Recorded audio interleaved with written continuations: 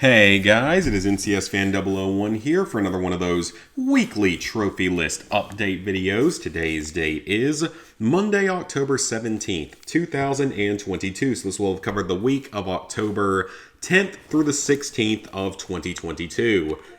This was a rather productive week overall in terms of the total number of trophies earned and some cleanup being done, so I'm happy with how this week ended up going, even though I do wish maybe I could have gotten to work a little bit on Black Ops 3. I'll talk more about that later, and I just want to check, I think I mentioned last week that Destroy All Humans 2's DLC got released, the challenges, but thankfully it doesn't have any trophies to it, which is great.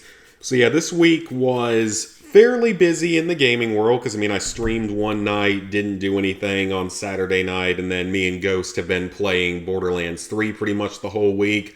Also, I went to a concert this past week. It was really fun. It was a great time. First time I've been to a concert since, God, probably pre-COVID that was like an actual legitimate concert. And the meet and greet was definitely worth it. Now I want to hear your guys' opinion on what some of my coworkers say that me and her would make a really nice couple in real life. Please let me know in the comments down below what you think about that. Anyway, when it comes to trophy progress, we have Life is Strange True Colors, aka Life is Strange 3 for the PS5. As with every Life is Strange game, this is a very easy overall platinum trophy. As long as you follow a guide, it's basically a 1 out of 10, nothing really to worry about. You will need the guide for some of the collectibles, though, because some of them are definitely a little bit more well hidden in these games than other games out there.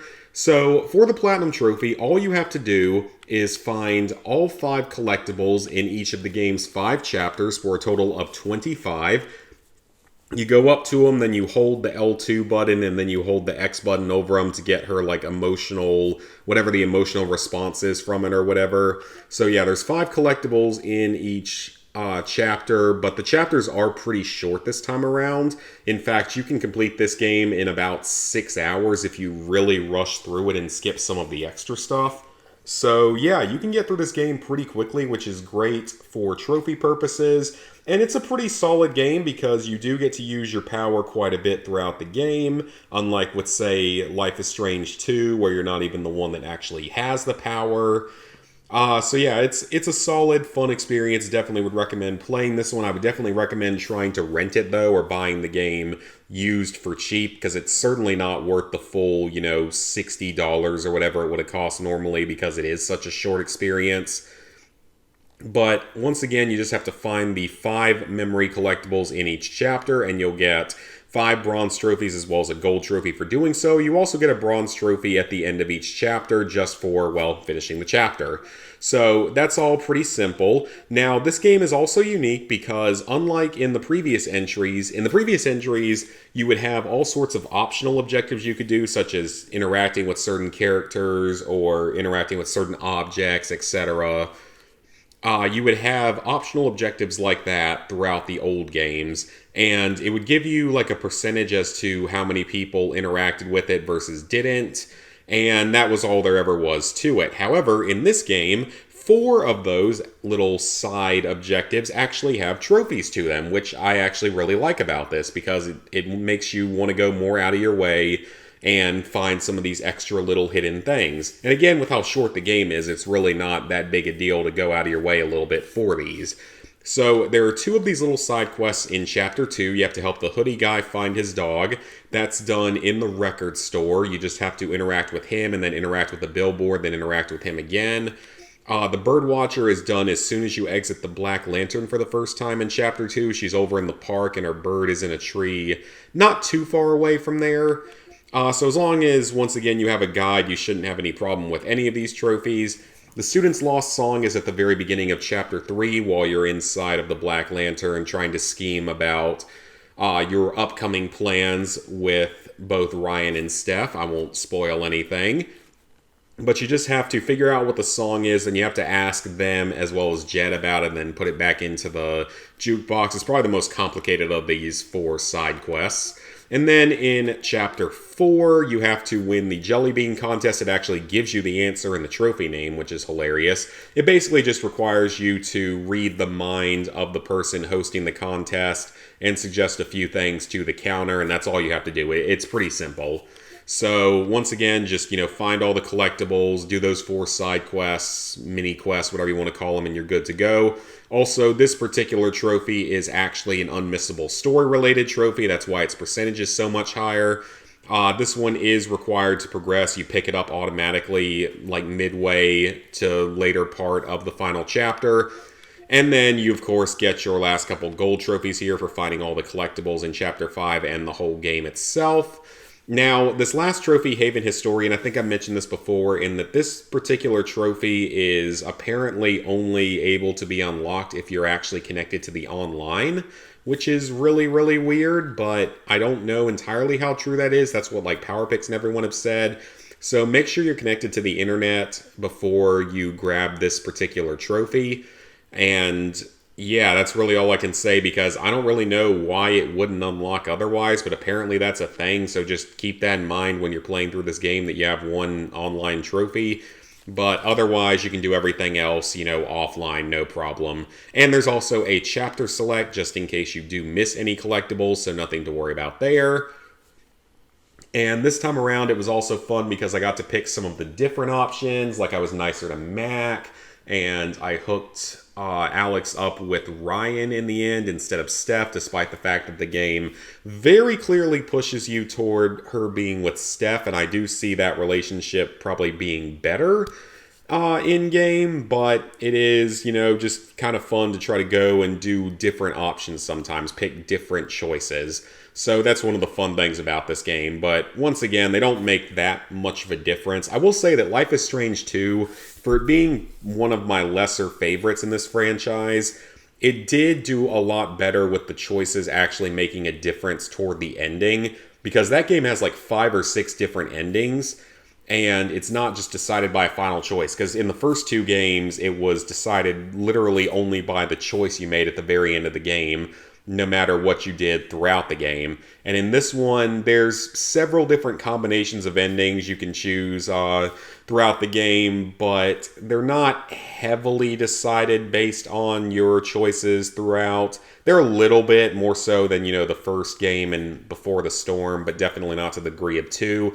Whereas with 2, pretty much everything you do throughout the game in interaction with the brothers and how you teach him how to use his powers does come into play during the final segment and determining what ending you get. So yeah, it was a good experience. Definitely enjoyed it, but would again recommend that if you're going to play this, rent it or buy it for rather cheap, because it is a short experience. Otherwise, we have worked on Borderlands 3 this week. So I had the Platinum Trophy last week. Yep, that was on the 9th. So the progress we made this week, we had already finished Director's Cut, so don't need to talk about that again until we finish off the 100%. But we've worked on all of the DLCs. So first off, we have Mad Moxie's Heist of the Handsome Jackpot. We've been able to complete these really quickly for a couple of major reasons. One of those is the fact that we both have really good weapons now. He's got a couple of really good weapons. I've got the shotgun. It's one of the best shotguns in the game. It's a double-barreled shotgun with a near instantaneous reload. It's a Jacobs shotgun that ricochets like crazy and one-shots pretty much everything, because we have been playing on the easy difficulty and we don't have Mayhem on anymore for obvious reasons. We did just a tiny bit of the game on Mayhem, maybe Mayhem level 1, just to see what it was like. But for the most part, we haven't been using that, and we've just been playing on easy, and that's all you really have to do. So for this DLC, you just have to complete all of the crew challenges, which are the statues, the mayor outfits, and the Torg hot sauce. So those are your 3 crew challenges. All bets are off as the final story mission, so complete the story as usual. And then this one also has 3 other miscellaneous trophies for getting a 21 in the blackjack minigame, which is 100% luck, but it will pop for all players in the lobby when someone gets it, thankfully. you have to return to the Clapstructor to have a chat with him. That's in the Trashlantis area, but thankfully you can actually get it immediately after you interact with him, and he, like, kind of semi-sacrifices himself. And then finally you have to defeat the Wandering Debt Collector, which is 100% random as to whether or not he decides to spawn. This one took us probably about half an hour of farming to get, but it still wasn't too difficult. So again, if you have some good weapons, if you have good character builds, because, I mean, I have a very powerful, not the Saber turret, the hovering turret that Zane has in his Digiclone, plus that one shotgun, and I have a couple other pretty good weapons as well. I have a good Torg rifle that's really, really powerful. It's also corrosive. And then I have like a fairly decent sniper rifle. I have an acceptable submachine gun. So yeah, we've had good weapons, and then we had fairly good RNG with certain things like the Debt Collector. We did not have the best RNG with the Blackjack minigame. That one took longer than it should have. But also with the Mad Moxies DLC, you actually don't have to do all of the side quests, so that's kind of nice. That does cut back on time quite a bit, just doing the crew challenges. If you have a guide for those, it's no problem. Guns, Love, and Tentacles. This is the Hammerlock DLC. This is by far the longest one, because you get 3 trophies here for completing the story. So yeah, 3 story-related trophies. You have to watch Death Trap kill 50 enemies, which is a massive grind. So like pretty much any time that Death Trap is in the game, just watch him as he kills enemies. This one does take a while, but we did get it faster than we were expecting to. Like, it unlocked a little bit faster in this version than it did in the PS4 version of the game. Then you have to complete all the crew challenges and side missions on whatever the name of the planet is, as well as find all the echo logs.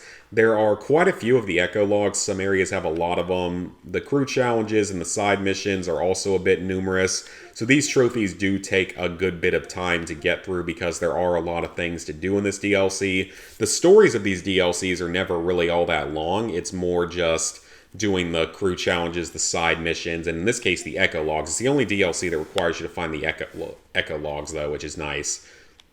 You also have to find and kill 4 rare spawns, which I don't really remember where we found them at. We just killed them along the way.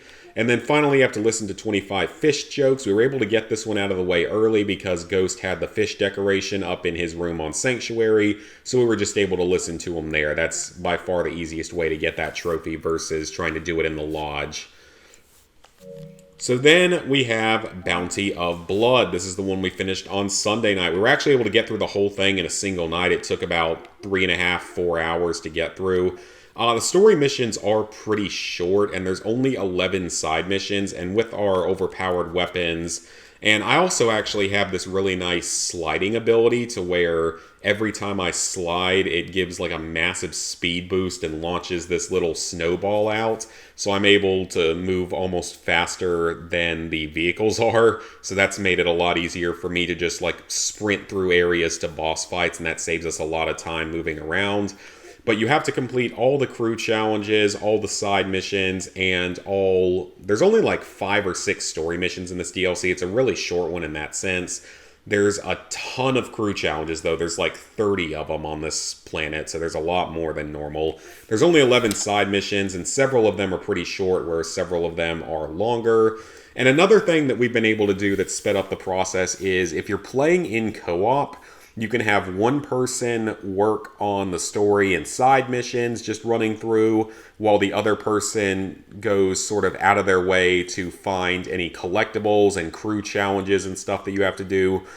We've been able to divide and conquer, and that's, again, allowed us to speed up the process a lot. And I bet you could do it even faster if you had 3 or 4 people in your lobby, because then you could have one person on like each segment of the map pretty much to be able to complete and turn in quests and do objectives and everything. So I'm sure that you could do this all even faster with that. And then this DLC is nice because you actually get 5 trophies for completing the story missions. So you have 5 unmissable story-related trophies down here, and then just all of the side stuff. Psycho Krieg is the only DLC we have left, so we should be able to get this one done on Monday night. That's the current plan. Or at absolute latest, we'll be done on Tuesday with this game. So we're almost done, though. I want to say that every single trophy through here is story related, and that this trophy is a miscellaneous one that's almost like a puzzle. And then, of course, there's a typical, complete all the side missions and crew challenges. I think that it said that there's a total of like 22 between both of them, but this is like the shortest DLC, so that shouldn't be too bad. And then Designer's Cut, I also finished that. So winning a round of arms race is not very difficult, because you just have to get a little bit lucky with your gear and be a decently high level, and you should be fine. Same with exploring the complex. This one's nice because it unlocks early for most people. It unlocked for me at like 15. Extracting 100 pieces of gear is not difficult. It's just kind of time consuming. Definitely just like a little bit of a waste of time to have to find that many items. The best strategy is to pick up the first 3 items you find, drop them in the nearest whatever you want to call it, extraction point, and die, and then rinse and repeat, and you can get 3 out every few minutes. But it does, add a little bit of extra time to this DLC. It's not a bad DLC, just this one trophy is very time consuming. And then Director's Cut we had done the previous week, so we'll talk about that one again when we talk about the whole list.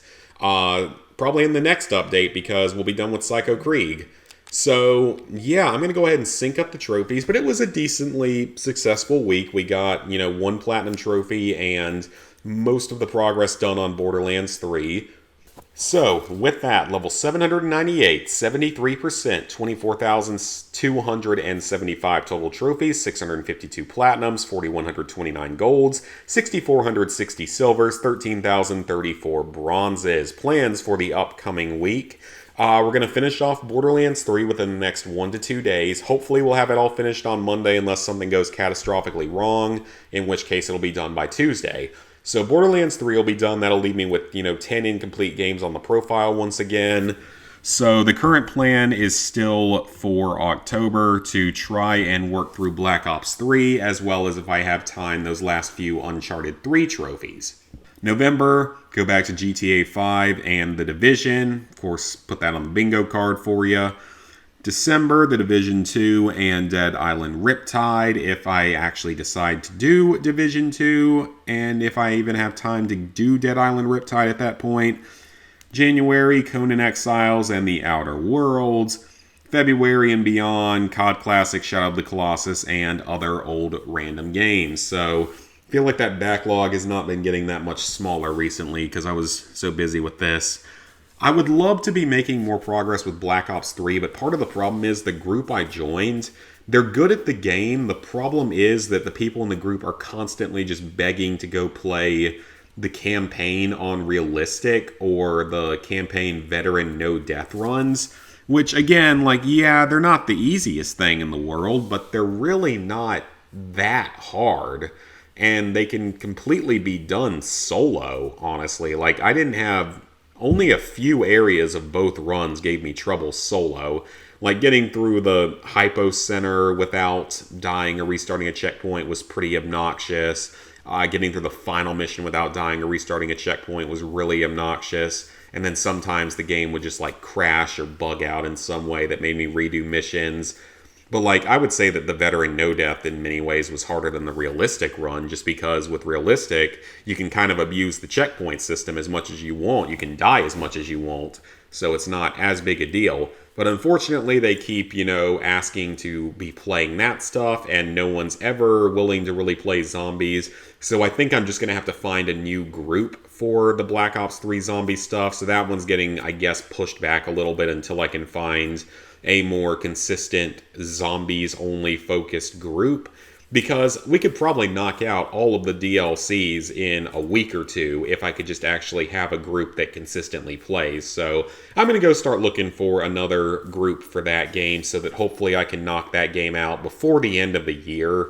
Same with some of these other games I'd like to knock out before the end of the year. I mean, I want to have Uncharted 3, whatever's left of it, done by the end of the year, as well as Black Ops 3. So that would leave us with just 8 incomplete games. I would love to finally be able to have The Division done by the end of the year, but of course we all know how many times I've talked about that at this point. GTA 5 certainly wouldn't be done by the end of the year, but it is what it is. That'll be a longer term process to deal with. And then those other single player games aren't really too big of a deal right now. So yeah, that is going to be it for this video, guys. Please like, favorite, share, comment, subscribe, and ring the bell if you haven't already. As for uploads and streams and stuff this coming week, the uploads should be pretty normal. As for streams, I don't know exactly because the football game this coming weekend is at noon on Saturday, so I don't really know.